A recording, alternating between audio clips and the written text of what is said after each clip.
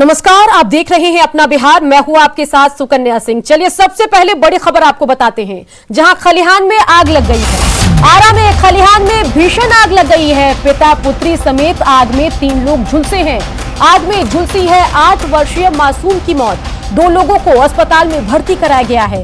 तरारी थाना क्षेत्र के सैदहा गांव की घटना आपको बता रहे हैं, तो तस्वीरें भी आपको दिखा रहे हैं। तस्वीर जरा देखिए, भयावह आग की ये तस्वीरें हैं और किस तरीके से यहाँ पर अफरा तफरी का आलम है, ये भी आप देखिए। बता दें कि इस पूरी घटनाक्रम में आरा में खलिहान में आग लगी, उसके बाद घटना घटी और पिता पुत्री समेत 3 लोग इस आग में झुलसे हैं। दुख भरी बात यह रही कि आग में 8 वर्षीय मासूम एक झुलस गई थी, उसकी मौत हो गई। 2 लोग जो हैं उनका अस्पताल में इलाज चल रहा है। तरारी थाना क्षेत्र के सैदहा गांव की घटना है। अभिनय हमारे संवाददाता इसी खबर पर ज्यादा जानकारी के साथ फोन लाइन से जुड़ गए हैं। अभिनय, आग की भयावह तस्वीर हम देख रहे हैं। इस घटना में एक की मौत तो हुई है, 8 वर्षीय बच्ची की, 2 लोग जख्मी भी है। ये बताइए कि ताजा अपडेट क्या है और जो जख्मी लोग हैं 2, उनकी क्या स्थिति है?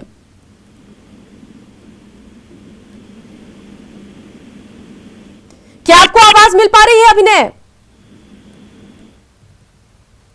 तो चलिए इन सब के बीच एक्सक्लूसिव तस्वीरें आपको दिखा रहे हैं, जहां खलिहान में आग लगी है और इस आग की वजह से 3 लोग झुलसे हैं, जिसमें 8 वर्षीय मासूम की तो मौत हो गई, लेकिन 2 लोगों का अस्पताल में अभी इलाज चल रहा है।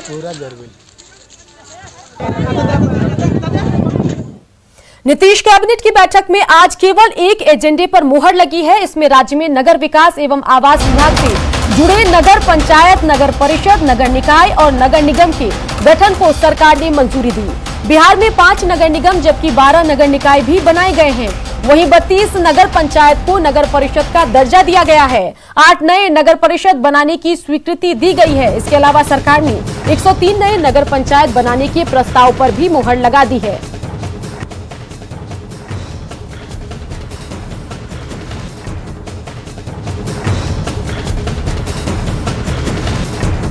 जानकारी आपको दे रहे हैं कि मधुबनी नगर परिषद को नगर निगम का दर्जा दिया गया है। समस्तीपुर नगर परिषद को नगर निगम का दर्जा दिया गया है। साथ ही पटना का बिहटा नगर परिषद हो गया है। सप्तचक को नगर परिषद का दर्जा मिला है। ताजापुर, जी हां, ताजपुर और शाहपुर पटोरी नगर परिषद। सूर्यगढ़ा को भी नगर परिषद का दर्जा। त्रिवेणीगंज को नगर परिषद का दर्जा। मधेपुरा के उदाकिशुनगंज बना नगर परिषद और बरौनी को भी नगर परिषद का दर्जा दिया गया है। चलिए अब बताते हैं कि 12 नगर निकाय कौन कौन से बनाए गए हैं। सबसे पहले बिहार शरीफ नगर परिषद, मसौड़ी नगर परिषद, खगड़िया नगर परिषद, सिवान नगर परिषद, साथ ही शेखपुरा नगर परिषद, बरबीघा नगर परिषद, बिहटा नगर परिषद, डुमराव नगर परिषद, बक्सर नगर परिषद, हाजीपुर नगर परिषद, सुल्तानगंज नगर परिषद, नवादा नगर परिषद। 8 ऐसे क्षेत्र हैं जो पूर्व में ग्राम पंचायत के रूप में सूचित थे, उन्हें सीधे नगर परिषद के रूप में गठित करने की स्वीकृति दी गई है। इसके अतिरिक्त 32 ऐसे नगर पंचायत हैं जो अब नगर परिषद के रूप में उत्क्रमित करने की स्वीकृति मंत्रिपरिषद द्वारा आज की बैठक में दी गई है। और इनके अलावा 5 ऐसे नगर परिषद हैं जिन्हें नगर निगम के रूप में उत्क्रमित करने की स्वीकृति आज मंत्रिपरिषद द्वारा दी गई। कैबिनेट की बैठक में हुए फैसलों पर डिप्टी सीएम तारकिशोर प्रसाद ने कहा है कि इस फैसले से शहरीकरण बढ़ेगा, अब लोगों को ज्यादा शहरी सुविधाएं मिलेगी। वहीं रेणु देवी ने कहा कि सरकार सकारात्मक दिशा में आगे बढ़ रही है। काफी महत्वपूर्ण फैसला था, क्योंकि आपको पता है कि पूरे देश में जो नगरीय जनसंख्या है वो 31 के आसपास है और बिहार में जो नगरीय जनसंख्या का प्रतिशत है वो 11 समथिंग है। एक बड़ा अंतर था, जबकि दूसरे राज्यों ने इस क्षेत्र में नगरीय सुविधा देने में काफ़ी प्रगति की है। इसलिए आज 111 हम लोगों ने नगर पंचायत और नगर परिषद के रूप में निर्णय के गठित करने के रूप में हम सबों ने निर्णय लिया है और उसमें 1 महीने की आपत्ति अधिसूचना के बाद रहेगी। हमारा बिहार विकास में आगे बढ़ रहा है और जब हम विकास में आगे बढ़ रहे हैं तो हमारी सोच भी आगे बढ़ रही है और निश्चित रूप से हमारी सोच के आगे के मुताबिक ही काम होगा। 2 दिनों तक चलने वाली जेडीयू राष्ट्रीय कार्यकारिणी की बैठक आज से शुरू होगी। बैठक पर सियासी दलों की निगाहें टिकी हुई है। इस बैठक में भाग लेने के लिए देश भर से जेडीयू के पदाधिकारी पटना पहुंचे हैं।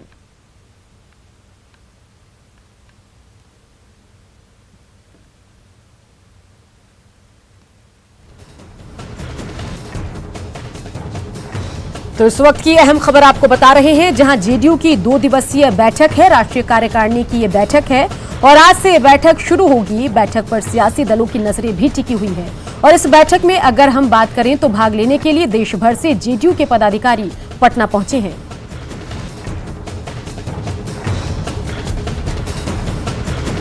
चलिए सीधा रुख करते हैं पटना का, जहां से हमारे संवाददाता आनंद अमृतराज हमारे साथ सीधे पटना से जुड़ गए हैं। आनंद, जेडीयू की 2 दिवसीय राष्ट्रीय कार्यकारिणी की बैठक है जिसमें कई मुद्दे हैं। पार्टी विस्तार भी एक मुद्दा है, लेकिन इसके अलावा अरुणाचल प्रदेश में जो हुआ उस पर भी बातचीत जरूर होगी। क्या कुछ जानकारी आप तक पहुंची है, बताइए। देखिए सुकन्या, निश्चित तौर पे 2 दिनों की जो बैठक है वो बेहद महत्वपूर्ण है और मैं आपको तस्वीर दिखा दूं, अलर्ट हो गया है। किसी भी समय मुख्यमंत्री नीतीश कुमार यहाँ पे, जो जेडीयू के राष्ट्रीय अध्यक्ष भी हैं, यहाँ पर पहुंचेंगे। जेडीयू कार्यालय में 5 बजे से आज राष्ट्रीय पदाधिकारियों की बैठक है और उस बैठक में शामिल होने के लिए नीतीश कुमार, जो जेडीयू के राष्ट्रीय अध्यक्ष है, वो यहाँ पर पहुंचेंगे और जो भी सुरक्षाकर्मी है वो तैनात है और किसी भी समय मुख्यमंत्री नीतीश, जो जेडीयू के राष्ट्रीय अध्यक्ष का, माफ कीजिएगा, वो यहाँ पर पहुँचने वाले हैं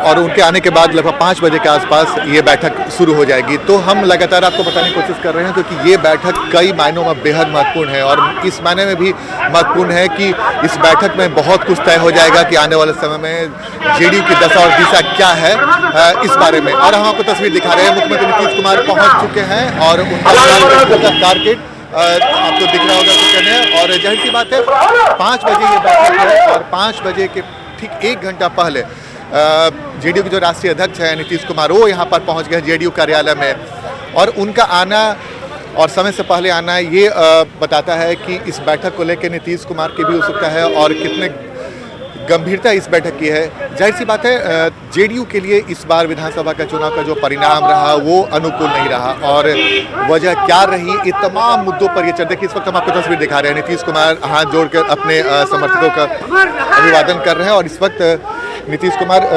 जो कर्पूरी सभागार है उसमें जाएंगे, जिसमें 5 बजे से जेडीयू के राष्ट्रीय पदाधिकारियों की जो बैठक है वो शुरू होगी। तो हम आपको तस्वीर दिखा रहे हैं, अपने दर्शकों को सीधी तस्वीर दिखा रहे हैं कि नीतीश कुमार पहुंच चुके हैं और कर्पूरी सभागार में, जहां पे 5 बजे राष्ट्रीय पदाधिकारियों की बैठक शुरू होगी और 2 दिनों तक ये बैठक चलेगी। आज एक बैठक है और कल 2 बैठक होगी और राष्ट्रीय परिषद की बैठक जो जेडीयू की है वो बेहद महत्वपूर्ण है। तो इस वक्त हम आपको तस्वीर दिखा रहे हैं नीतीश कुमार के साथ अशोक चौधरी और पार्टी के जो पदाधिकारी गण हैं वो यहाँ पर पहुँचे हुए हैं और इस बैठक को कई मायनों में इसलिए भी महत्वपूर्ण माना जा रहा है क्योंकि देखिए अरुणाचल प्रदेश में जेडीयू के जो 6 विधायकों को तोड़ा गया है बीजेपी की तरफ से, उसको लेकर लगातार राजनीति गर्म है। इसके अलावा जेडीयू को चुनाव में हार क्यों मिली, इन तमाम कारणों के बारे में विस्तार से जानेंगे नीतीश कुमार। तो ये बैठक इस मायने में भी महत्वपूर्ण है और सबसे बड़ी बात है कि आने वाले समय में संगठन को लेकर चर्चा है कि संगठन में बड़ा फेरबदल हो सकता है। तो इस मायने में भी इस बैठक को महत्वपूर्ण माना जा रहा है। किन नए चेहरों पे दाव लगाया जाएगा, किन्हें महत्वपूर्ण जिम्मेवारी दी जाएगी, इस पर भी चर्चा होने की पूरी संभावना है। तो इस 2 दिन के बैठक में जेडीयू का दशा और दिशा दोनों तय हो जाएगा, इसे इनकार नहीं किया जा सकता है सुकन्या। और इसलिए मैंने आपको बताया कि ये 2 दिनों के बैठक पर न सिर्फ जेडीयू के कार्यकर्ता और नेताओं की नज़र है बल्कि तमाम सियासी दलों की निगाह टिकी हुई है। आरजेडी की तरफ से लगातार जेडीयू से कहा जा रहा है कि आप अभी भी अगर वक्त है, अगर आप बीजेपी के साथ छोड़ते हैं और तेजस्वी को सीएम बनाते हैं तो आरजेडी इसके लिए तैयार है। तो ये जो लगातार अरुणाचल प्रदेश के विधायकों के बहाने जो लगातार नीतीश कुमार पर हमला बोला जा रहा है चुटिल अंदाज में, उसे आप अंदाजा लगा सकती हैं। साथ ही दूसरी महत्वपूर्ण बात है कि जेडीयू के तमाम नेताओं से जब हमारी बातचीत हो रही है अरुणाचल प्रदेश में इस मुद्दे को लेकर, तो फिलहाल कोई भी कुछ बोलने को तैयार नहीं किया। जेडीयू के जो सांसद हैं जहानाबाद के चंद्रेश्वर चंद्रसी, उन्होंने न्यूज 18 से बातचीत करते हुए साफ कहा कि जो भी कुछ हुआ अरुणाचल प्रदेश में वो ठीक नहीं हुआ। तो ये तय है कि जेडीयू को इस बात की पीड़ा है कि एक सहयोगी पार्टी होने के बावजूद बीजेपी ने उनके विधायकों को तोड़ लिया। जाहिर सी बात है, अरुणाचल प्रदेश के जो जेडीयू विधायक हैं वो अब बीजेपी में चले गए हैं, और जो बिहार के उप मुख्यमंत्री हैं रेणु देवी, उन्होंने कहा कि ये दूसरे राज्य का मामला है, स्थानीय फैक्टर भी कई बार होता है, बिहार पे इसका कोई असर नहीं पड़ेगा। जाहिर सी बात है फिलहाल बिहार पे कोई असर पड़ता नहीं दिख रहा है, लेकिन जिस तरीके से विरोधी पार्टियों को एक मौका मिल गया है जेडीयू पर हमला बोलने का, वो चूक भी नहीं रहे हैं। लेकिन फिलहाल जैसा कि मैंने आपको बताया कि इसी कर्पूरी सभागार में 2 दिनों तक जो जेडीयू के राष्ट्रीय कार्यकारिणी की बैठक होगी, कई महत्वपूर्ण फैसले लिए जा सकते हैं, संगठन में फेरबदल हो सकता है, नए लोगों को जिम्मेवारी मिल सकती है, उन तमाम कारणों पर भी चर्चा होगी। अरुणाचल प्रदेश में भी चर्चा होगी कि उनके जेडीयू के जो विधायक बीजेपी में शामिल हुए। इसके अलावा बंगाल चुनाव में जहां पे जेडीयू ने घोषणा किया है कि वहां पे वो 70 उम्मीदवार उतारेंगे, तो कई सारे ऐसे फैसले लिए जा सकते हैं इस 2 दिनों के बैठक में जेडीयू के लिए, जो बिल्कुल आनंद, तो आपके जरिए इस राष्ट्रीय कार्यकारिणी की बैठक पर नजर हमारी लगातार टिकी रहेगी, और जो जानकारी आएगी चाहे डायरेक्ट आए या सूत्रों के हवाले से, वो अपने दर्शकों को लगातार हम दिखाते रहेंगे। लेकिन इन सब के बीच जेडीयू के राष्ट्रीय कार्यकारिणी की बैठक के पहले जेडीयू सांसद दिलेश्वर कामत ने न्यूज 18 से बातचीत की, जिसमें माना कि चिराग फैक्टर के साथ साथ कई कमियां रही थी, जिसकी वजह से चुनाव में उम्मीद के मुताबिक सीटें नहीं मिल पाई। लेकिन आने वाले समय में नीतीश कुमार एक बार फिर से 2010 वाला समय जैसे मजबूत होंगे। जेडीयू के 2 दिनों की राष्ट्रीय कार्यकारिणी की बैठक पर तमाम सियासी दलों की निगाहें टिकी हुई हैं। इस वक्त हमारे साथ मौजूद है दिलेश्वर कामत, जो जेडीयू सांसद हैं। सर, आप लोग भी इस बैठक में शामिल होंगे, और ये तब बैठक हो रहा है जब विधानसभा चुनाव में उम्मीद के मुताबिक आप लोग की पार्टी को सीट नहीं मिली। अरुणाचल प्रदेश में आपके जो सहयोगी पार्टी है बीजेपी में आपके जेडीयू के 6 विधायक शामिल हो गए। इन तमाम परिस्थितियों के बीच में ये बैठक को कितना महत्वपूर्ण मानते हैं? देखिए, ये बहुत ही महत्वपूर्ण बैठक है, खास करके ये राष्ट्रीय कार्यकारिणी की बैठक में इसमें नीति निर्धारण होता है और संगठन को कैसे मजबूत किया जाए, आगे की क्या रणनीति होगी, इस पर चर्चा होती है। इसलिए यह बैठक है।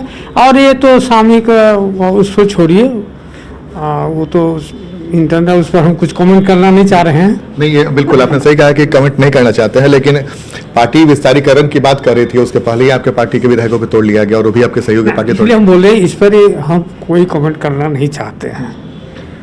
अच्छा, विधानसभा चुनाव में सर उम्मीद के मुताबिक आप लोगों की पार्टी को सीट नहीं मिली। आप सांसद हैं, आपको कमियां कहाँ लगी, कहाँ आपको समस्या देखी? उसकी समीक्षा हो रही है, और हम लोग समीक्षा करके उसको देखते हैं कहाँ कहाँ कमी है, उसको दूर किया जाएगा, जो भविष्य में फिर इस तरह का नौबत नहीं आवे। तो इसके लिए समीक्षा बैठक हो रही है। तो नौबत नहीं आवे, चूंकि आपके भी इलाके में कई विधानसभा पड़ता है, तो आपने तो देखा होगा नजदीक से ना कि भाई सीट क्यों नहीं मिल पाई। मेरे संसदीय क्षेत्र में जो 5 विधानसभा है सुपौल जिला में, 5 में से 4 जेडीयू का और 1 बीजेपी का सीट, 5 में 100% हम लोगों ने वहाँ सफलता प्राप्त की है। एक जेडीयू के सांसद के तौर पर अगर आपसे बात करें तो आपके पार्टी के विधायकों की संख्या काफी घट गई, पिछले बार जितना था इस बार 43 पे सिमट गया। कोई तो आपको भी रीजन पता चला होगा? नहीं, रीजन की समीक्षा हो रही है। रीजन तो बहुत सा रीजन है। चिराग फैक्टर मानते हैं? बहुत बड़ा फैक्टर है, लेकिन ये अभी कहने की बात नहीं है, क्योंकि सारे लोग जानते हैं क्या कारण है। विधानसभा चुनाव परिणाम के बाद ये 2 दिनों की होने वाली बैठक बेहद महत्वपूर्ण है, और कई मायनों में महत्वपूर्ण है, न सिर्फ जेडीयू के लिए बल्कि बिहार के तमाम सियासी दलों के लिए भी। कैमरामैन सुबोध के साथ Anand Amritraj, news 18 network, Patna. JDU महासचिव केसी त्यागी का बड़ा बयान सामने आया है। अरुणाचल प्रदेश मामले को लेकर केसी त्यागी ने कहा कि एक मित्र पार्टी ने अमित्रतापूर्ण व्यवहार किया है। तो पार्टी के द्वारा किया गया व्यवहार है। वहां की विधानसभा में भारतीय जनता पार्टी का स्पष्ट बहुमत था। जनता दल यू सहयोगी पार्टी भी है और मुख्य विपक्षी दल भी है। कोई ऐसा अवसर पिछले दिनों नहीं आया कि जनता दल के द्वारा, जनता दल यू के विधायकों के द्वारा किसी असहज परिस्थिति का मुकाबला करना पड़ा। लिहाजा ऐसे में अपना संख्या बल बढ़ाने के प्रयास में जो सबसे बड़ी सहयोगी पार्टी है और जो एकमात्र बची हुई सहयोगी पार्टी है, उसके साथ ये जो व्यवहार है ये अमित्रतापूर्ण है, अनफ्रेंडली एक्ट है। अरुणाचल प्रदेश में जेडीयू विधायकों के पाला बदलने पर केसी त्यागी के बयान पर बीजेपी ने पलटवार किया। पार्टी प्रवक्ता प्रेम रंजन पटेल ने कहा कि जेडीयू विधायकों ने खुद बीजेपी में आने का आवेदन दिया था और वो पहले भी बीजेपी में थे, ऐसे में उनकी घर वापसी हुई है। उन्होंने यहां तक कह डाला कि यदि अपने विधायकों को संभाल कर नहीं रख सकते तो बीजेपी का दोष क्या है। मामला स्थानीय है और जो विधायक बीजेपी में शामिल हुए हैं वो पहले भी बीजेपी में थे। जब विधायक खुद आने को तैयार हैं तो इसमें अमित्रवत कहाँ है। विधायकों को अगर संभाल नहीं सकते हैं तो इसमें मेरा कोई दोष नहीं। अरुणाचल प्रदेश में जेडीयू की टूट के बाद बिहार में सियासत गर्मा गई है। आरजेडी नेता शिवानंद तिवारी ने सीएम नीतीश को खुला ऑफर तक दे डाला। उन्होंने कहा कि अगर सीएम नीतीश साहस का परिचय देंगे तो वो उनका स्वागत करेंगे। ये कहा कि साहब मैंने भारतीय जनता पार्टी ने गठबंधन धर्म के साथ जो है घात किया है और ऐसी हालत में जब नीतीश कुमार की पार्टी, नीतीश कुमार के 7 विधायक वहां हैं अरुणाचल की विधानसभा में और सब लोग सरकार का समर्थन कर रहे हैं, तो सरकार की समर्थन करने वाली पार्टी को विधायकों को आप तोड़ रहे हैं, ऐसा कभी गठबंधन में तो सुना नहीं गया है। इसका मतलब स्पष्ट है कि सिग्नल दे रही है भारतीय जनता पार्टी कि साहब बहुत हो गया, आप अभी तक जो नाज नखड़ा दिखाते रहे हैं उसको हम अब बर्दाश्त करने के लिए तैयार नहीं है। शिवानंद तिवारी के बयान से आरजेडी सांसद मनोज झा ने भी किनारा कर लिया है। मनोज झा का कहना है कि अरुणाचल प्रदेश के बाद बीजेपी बिहार में जेडीयू को तोड़ सकती है। आरजेडी की तोड़फोड़ कर सरकार बनाने की कोई मंशा नहीं है। समझता हूं कि एक संदेश भी दे दिया है ना बीजेपी ने नीतीश जी को, if it could be Arunachal, अगर आज अरुणाचल है तो कल को बिहार हो सकता है। और जो लोग, कई लोग ऐसे हैं जदयू में जो बावजूद भाजपा में रहने के उस धारा के साथ असहज महसूस कर रहे हैं, उनको कैसा लगा होगा नीतीश जी की चुप्पी में। उस चुप्पी का व्याकरण खुद नीतीश जी को खोलना होगा। आप लोग चाहेंगे कि जिस तरह से पहले साथ में रहे, 2015 विधानसभा चुनाव साथ में आप लोग लड़े थे, एक बार फिर आपके खेमे में आए, ये ऑफर करेंगे आप? इसको आप अरुणाचल से बिहार की संभावना तक रहने दीजिए। कांग्रेस ने सीएम नीतीश को लेकर शिवानंद तिवारी के बयान से पल्ला झाड़ लिया और कहा कि शिवानंद तिवारी का बयान जो है वो काल्पनिक है। ये एक काल्पनिक प्रश्न है। नीतीश कुमार भारतीय जनता पार्टी के चंगुल से बाहर नहीं आ सकते और कोई ऑफर राजद की तरफ से नहीं आया है। अनधिकृत व्यक्ति शिवानंद तिवारी, उन्होंने सब बयान दिया। पॉइंट है कि नीतीश कुमार जी के पास अब ऑप्शन क्या है। भारतीय जनता पार्टी की तुलना हम उस आदमखोर शेर से करते हैं जिसे खून का चस्का लग गया है। सभी पार्टियों के विधायकों को तोड़ते तोड़ते अब उनकी नौबत ये आ गई कि अपने समर्थकों को भी तोड़ने लगे। तो ये क्या नीतीश जी से छुपी हुई है क्या? अरुणाचल तो एक तरह से झांकी है, अगला कदम बिहार होगा। अरुणाचल प्रदेश में जेडीयू की टूट पर तेज प्रताप यादव ने कहा कि बीजेपी जल्द ही जेडीयू के वजूद को मिटा देगी। देखिए, शुरू से तो इनका सफाया हो रहा है और वहाँ से तो शुरुआत हो ही गया है। अब बिहार भी बहुत जल्द इनका सफाया हो जाएगा। अरुणाचल में 6 जेडीयू विधायक हैं जो बीजेपी में शामिल हो चुके हैं, उसको लेकर क्या कहेंगे? जेडीयू पूरे तरीके से खंडित हो चुका है, टूट चुका है। नीतीश कुमार जी ने जो फैसला लिया, बहुत गलत फैसला लिया। खुद अपने पीठ में छुरा मारने का काम किया, खुद अपने। सहरसा में विवाह समारोह के दौरान एक बार फिर हर्ष फायरिंग हुई। वरमाला के स्टेज पर दूल्हा और दुल्हन एक दूसरे को वरमाला पहनाने के लिए तैयार खड़े थे, लेकिन गोलियों की बौछार थमने का नाम नहीं ले रही है।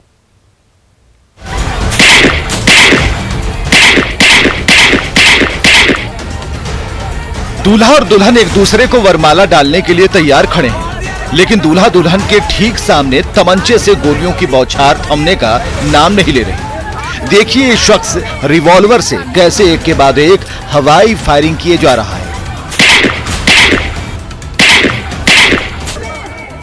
तो फूलों की खुशबू से सराबोर फिजा में बंदूक से निकली बारूद की गंध घुलती जा रही है।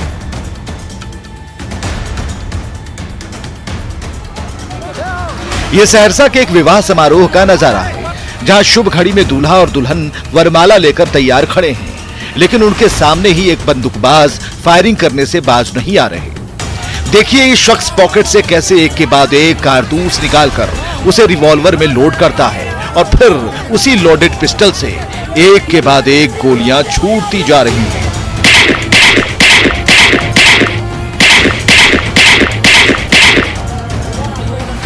विवाह समारोह में एक तरफ मंगल गीत गाए जा रहे हैं तो दूसरी तरफ कारतूस से भरी ये पिस्टल गोलियों की कर्कश आवाज के साथ गरजती जा रही है।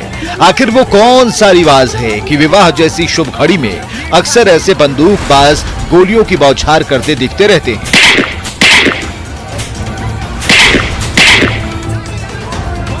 तो इनकी चूक की वजह से अक्सर शादी ब्याह जैसी शुभ घड़ी में चीख पुकार मच जाती है। शादी ब्याह जैसे समारोहों में बार बार हर्ष फायरिंग नहीं करने की अपील की जाती रही है। बावजूद इसके फायरिंग का ये दौर थमने का नाम नहीं ले रहा। कुमार अनुभव, न्यूज़ 18 सहरसा। जूनियर डॉक्टरों की हड़ताल का असर मरीजों पर पड़ रहा है। मरीज अस्पताल में कई दिनों से पड़े हुए हैं, लेकिन उनकी ठीक से इलाज नहीं हो पा रही है। कई मरीज तो ऑपरेशन की डेट पर अस्पताल पहुंचे, लेकिन अभी तक उनका ऑपरेशन ही नहीं हुआ। एनएमसीएच के अधीक्षक ने जूनियर डॉक्टरों से हड़ताल तोड़ने की अपील की है, क्योंकि अभी कोरोना काल चल रहा है, जिसमें डॉक्टरों की जिम्मेवारी और बढ़ जाती है। हाथ टूट गया तो इसके इलाज कराने के लिए आए हैं। हाँ, तो क्या हुआ? ऑपरेशन हुआ? नहीं, ऑपरेशन नहीं हुआ। क्या हड़ताल की वजह से ऑपरेशन मेरा नहीं हुआ। तो कितनी दिक्कत हो रही है आपको? दिक्कत तो है, अब क्या कर सकते हैं, मेरे पास अब कोई चारा नहीं है। दिक्कत है, गरीब आदमी है हम। बहुत परेशानी है सर। क्या? 10 दिन से रोटी में से हम माने 10 रोज हो गया होला। रोटी में से हम लौट के आ गए। दवा दारू सब ला के लिखवा के डॉक्टर साहब ने सब चीज मंगवा ली, बाकी अभी तक कोई सुनवाई नहीं। सरकार को जो भी। और इसी के साथ इस बुलेटिन में इतना ही। आप बने रहिए, क्योंकि आगे आपको दिखाएंगे जोहार झारखंड।